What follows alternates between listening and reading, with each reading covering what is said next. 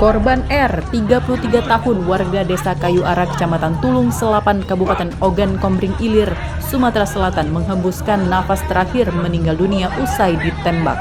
Pelaku penembakan itu diketahui berinisial A, 30 tahun, warga Desa Jerambah, Rengas, Kecamatan Tulung Selapan, Kabupaten Oki.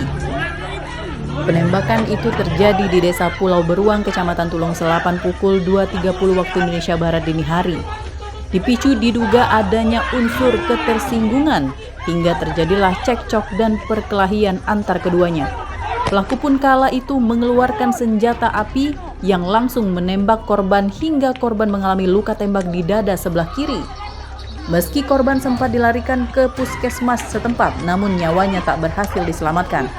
Atas gerak cepat polisi dan juga bantuan masyarakat, pelaku berhasil diamankan berikut barang bukti senjata api yang digunakan. Polsek Tulung Selapan dan Satreskrim Polres Oki berhasil mengungkap kasus tindak pidana pembunuhan atau penganiayaan yang menyebabkan meninggal dunia.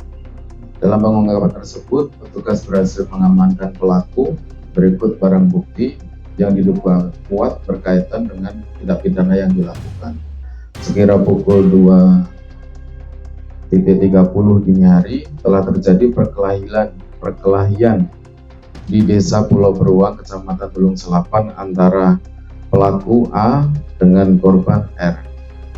Jadi terkait dengan motif dari adanya kesalahpahaman dari antara pelaku dan korban sehingga terjadi perkelahian dan pelaku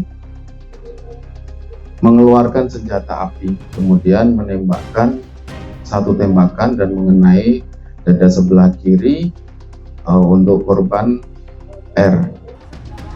Pelaku dijerat pasal 458 KUHP tentang pembunuhan dengan ancaman pidana penjara maksimal 15 tahun, serta pasal 466 ayat 3 KUHP tentang penganiayaan yang mengakibatkan kematian. Dari Kabupaten Oki, Sumatera Selatan, Fitriadi Ainus melaporkan.